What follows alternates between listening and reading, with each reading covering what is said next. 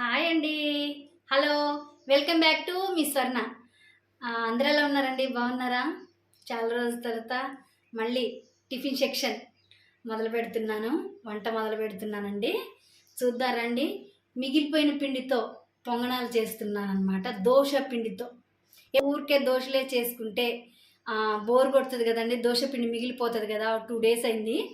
అయితే ఈరోజు గుంట పొంగడాలు చేస్తున్నానండి. రండి చూద్దాం. చాలా బాగుంటాయి. నేను మా ఇంట్లో ఎంతమంది దానికి కావాల్సిన గుంట పొంగడాలకు పిండి ఇలా తీసేసుకున్నాను అనమాట. దీంట్లో ఏం వేస్తాను, ఎలా గుంట పొంగడాలు చేయాలి, గుంట పొంగడాలకు చట్నీ కాంబినేషన్ కూడా చేస్తానండి. చూడండి, ఓకేనా? మరి ఇప్పుడైతే వంట మొదలు పెట్టేద్దాం. ముందుగా నేను గుంట పొంగడాల్లోకి తాలింపు చేస్తున్నానండి. పిండి ప్రిపేర్ చేసుకొని పక్క పెట్టుకున్నాం కదా. అయితే ఒక బౌల్ తీసుకున్నాను. 1 స్పూన్ ఆయిల్ వేస్తున్నాను. 1/2 స్పూన్ జీలకర్ర అండి. సన్నగా చాప్ చేసుకున్న అల్లం ముక్కలు చిన్నగా ఉండాలి. తాలింపులోకి గుంట పొంగడాలు తాలింపు చేస్తున్నాం. సూపర్ అంటే సూపర్గా ఉంటుందండి. చూడండి. పచ్చిమిర్చి కూడా సన్నగా కట్ చేసుకొని ఇలా వేసుకోవాలి. సన్నగా అన్నీ సన్నగా ఉండాలండి. అప్పుడే బాగుంటాయి అన్నమాట. ఆనియన్ ముక్కలు కూడా ఇలా సన్నగా చాప్ చేసుకొని వేసుకున్నాను. కొంచెం మగ్గిపోవాలండి, మగ్గాలి.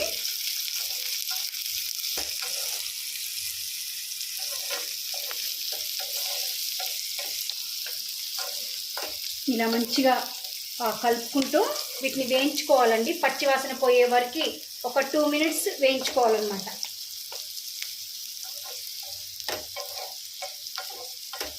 సన్నగా చాప్ చేసుకున్న కరివేపాకు అండి. చాలా బాగుంటుంది.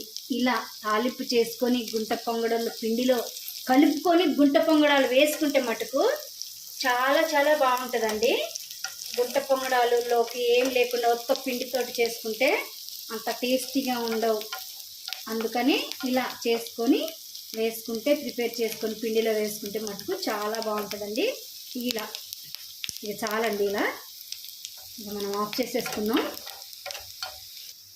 ఇగో ముందుగా పిండి పక్క పెట్టుకున్నాం కదండి. ఈ తాలింపు ఈ పిండిలో వేసుకున్నాం. మస్తు ఉంటుందండి. అసలు సూపర్ అంటే సూపర్గా ఉంటుంది.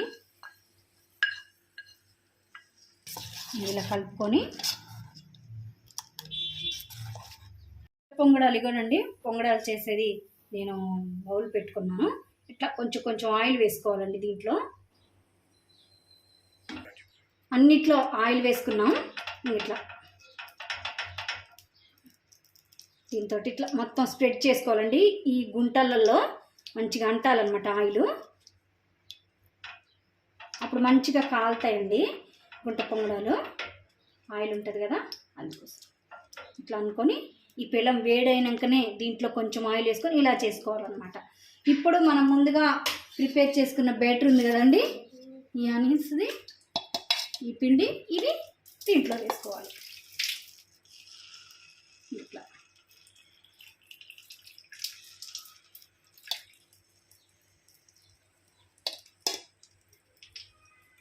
అన్నిట్లోకి వేసుకున్నానండి పొంగడాలు.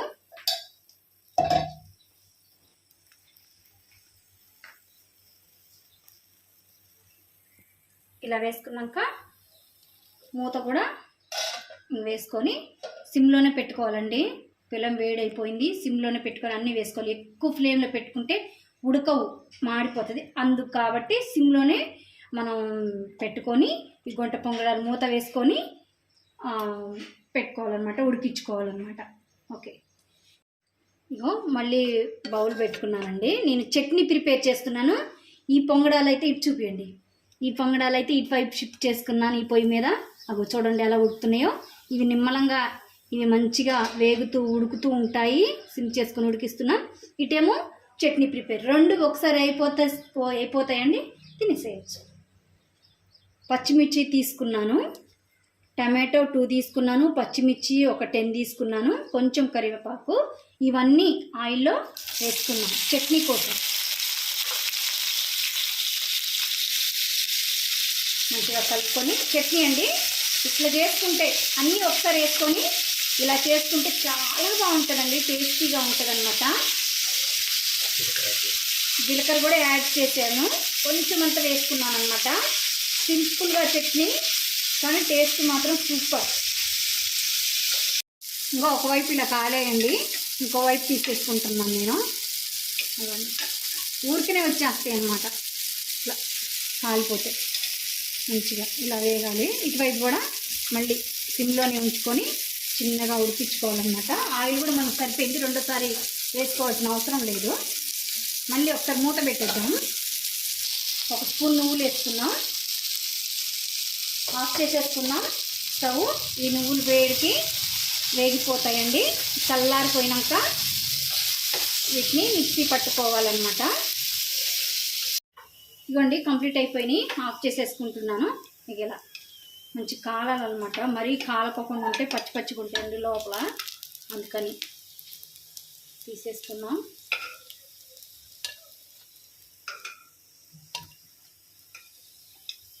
చట్నీ కోసం మనం మిక్సీ గిన్నె తీసుకున్నాను. ముందుగానే నేను పల్లీలు వేయించుకున్నానండి. ఒకవేళ మీకు కావాలి అంటే దాంట్లో పచ్చిమిర్చి టమాటో వేసుకొని వేయించుకునేటప్పుడు అప్పుడైనా వేయించుకోండి, లేదంటే ఇలాగైనా వేసుకోండి. ఇలాగైతే చాలా బాగుంటుందండి. ముందుగానే ఇది పొడి చేసుకుంటాం కాబట్టి చాలా బాగుంటుంది. అయితే ఇప్పుడు దీన్ని పొడి చేసుకొని వస్తా. ఇంకో ఇలా కచ్చా పచ్చగా పొడి చేసుకొని ఇప్పుడు మనం వేయించుకున్న ఈ పచ్చిమిర్చి అన్నీ వేసుకుందాం. నువ్వులు వేసాం కదండి, చాలా టేస్టీగా ఉంటుంది. మన హెల్త్కి కూడా నువ్వులు మంచిదండి, అందుకని నువ్వులు వేసుకుంటే పచ్చడి కూడా చాలా టేస్టీగా ఉంటుంది అన్నమాట. ఒక 4 వెల్లుల్లి, సాల్ట్ అండి కొంచెం చూసుకుంటూ వేసుకోవాలి, తక్కువగానే ఉండాలి, ఎందుకంటే పొంగడాల్లో కొంచెం సాల్ట్ వేసుకొని కలుపుకున్నాం కాబట్టి. ఇప్పుడు మంచిగా వాటర్ వేసుకొని దీన్ని మెత్తగా గ్రైండ్ చేసుకోవాలి. గ్రైండ్ చేసుకున్నాక చూపిస్తాను. ఇదిగోండి, చాలా సూపర్ అంటే సూపర్గా వచ్చింది చట్నీ. చూడండి, అట్లుంటే పొంగడాల్లో అద్దుకొని తింటుంటే అట్లుంటుంది, సూపర్ ఉంటుందండి. సర్వింగ్ బౌల్లో తీసుకుంటున్నాను. చూడండి ఎలా ఉందో, మన హోటల్ చట్నీ లాగానే ఉందండి. టేస్ట్ కూడా అలాగే ఉంది. హోటల్లో ఎందుకో బాగా తినబుద్ధి అవుతుంది కదండి, అట్లాగే ఇవన్నీ వేసుకొని చేసుకుంటే ఇలా ఉంటుంది అనమాట చట్నీ. మంచిగా జోరుగా ఉంటే అద్దుకొని తింటుంటే చాలా బాగుంటుంది. అది అట్లా ఉండాలండి. ఓకేనా, ఇప్పుడు ఈ చట్నీలోకి పోపు వేసుకుందాం. పోపు కోసం మళ్ళీ బౌల్ పెట్టుకున్నాను. 1 స్పూన్ ఆయిల్ వేసాను, కొన్ని ఆవాలు, 1/2 స్పూన్ ఆవాలు, 1/2 స్పూన్ జీలకర్ర, 1 స్పూన్ పోపులు, ఎండుమిర్చి కూడా తుప్పుకొని వేసుకోవాలి, కొంచెం 1 రెబ్బ కరివేపాకు, వెల్లుల్లి, దంచుకున్న వెల్లుల్లి అండి. చట్నీలు ఎంత బాగుంటుందంటే అంత బాగుంటుంది. మీరు కూడా తప్పకుండా చట్నీ చేసినప్పుడు వెల్లుల్లి తాలింపు వేసుకోండి, చాలా బాగుంటుంది. ఒక 2 చిటికలంతా ఇంగు అండి, చాలా టేస్టీగా ఉంటుంది. ఇక ఆఫ్ చేసేసుకుందాం. ఈ పోపుని మనం చట్నీలో వేసేసుకుందామండి. అంతే, చాలా కమ్మగా వస్తుంది పోపు తాలింపు, సువాసన బాగా వస్తుంది. వెల్లుల్లి వేసాం కదా, అందుకోసం కొంచెం అంత ఇట్లా, ఇందులో ఈ బౌల్లో ఇంగు మిగిలిపోతుందండి, అందుకని కొంచెం చట్నీ దీంట్లో తీసుకొని ఇట్లా వేసుకుంటే ఆ ఇంగు అంతా కూడా వచ్చేస్తుంది అన్నమాట. ఇదండి. ఇప్పుడు ఇంకొకటి కూడా ఉంది, దాన్ని కూడా చూపిస్తాను. దోశకు కూడా అదే పిండితో ప్రిపేర్ చేస్తున్నాను. ఒక్క పిండితోటే 2 టైప్స్ ఆఫ్ టిఫిన్స్ అండి. అయితే పిల్లం మంచిగా వేడెక్కిపోయింది. ఇది కాస్టేరియన్ అండి, హెల్త్కి చాలా మంచిది. మన హోటల్లో చేసిన దోశ లాగానే ఈ కాస్టేరియన్ పిల్లల్లో చేసుకుంటే అలాగొస్తాయి అన్నమాట, మంచిగా వస్తాయి. ఇంకో కొంచెం ఆయిల్ రుద్దుకుంటున్నాను ఆనియన్స్కి వేసుకొని. ఇప్పుడు మనం పిండి వేసుకున్నాం, దోశ పిండి ఇలా వేసుకొని మంచిగా కొంచెం ఆయిల్ వేసుకున్నాను. కొంచెం మందంగా వేసానండి నేను, పెద్దగా వేయలేదు, ఎందుకంటే ఇంకా మా ఇంట్లో కొంచెం మందంగా తింటాము. నేనైతే పల్చగా చేస్తానండి, చేసుకొని తింటాను. అంటే దోశ పిండి ఎలా కలుపుకోవాలో కూడా మన ఛానల్లో ఉందండి, చూసేయండి కావాలంటే. ఒకవైపు కాలిందండి, ఇంకోవైపు కూడా వేసుకున్నాను. ఇట్లా దోరగా, మరీ ఎర్రగా కాకుండా నల్లగా కాకుండా ఇట్లా కొంచెం కాల్చుకుంటే దోరగా బాగుంటుంది. చూడండి ఇలా కాలిపోయింది. ఇది కూడా ఒకవైపు, రెండు వైపు మంచిగా కాలిందనమాట. దోశ తీసేస్తున్నాను. అయితే ఎప్పుడు ఒకే రకంగా దోశలు కాకుండా అందుకని గుంట పొంగడాలు కూడా చూపించానండి నేను. పిల్లలకి ఎప్పుడు దోశనేనా అంటారు కదా, వాళ్ళకి ఇష్టమే, కానీ ఒకే టైప్ ఆఫ్ పెడితే బాగుండదు కనుక ఒక పిండితో రెండు మన టిఫిన్స్ చేసుకుంటే వాళ్ళు ఇష్టంగా తింటారు. మళ్ళీ మనం బయటికి పోయే కొనుక్కునే అవసరం లేదండి.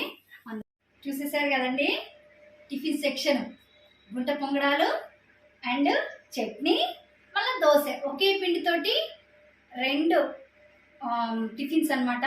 చాలా టేస్టీగా పిల్లలకి ఇష్టమైన రీతిలో రెండు రకాలుగా చేస్తే వాళ్ళకి ఇష్టమైనవి తినేస్తారు. సరేనా అండి? మరి నచ్చిందా? నచ్చినట్లయితే ఆగాలండి, టేస్ట్ కూడా చేయాలి కదా, చేసేస్తాను. పొంగడాలు చూసి చాలా బాగున్నాయి, మంచిగా ఉడికిపోయాయండి. మనం ఆనియన్స్ అవన్నీ వేసుకున్నాక చాలా టేస్టీగా ఉంటాయి. టేస్ట్ చేస్తాను.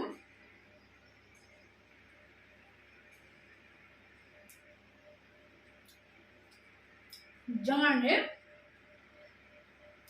చాలా బాగున్నాయి, చాలా అంటే చాలా బాగున్నాయి. చట్నీ కూడా చాలా టేస్టీగా ఉందండి.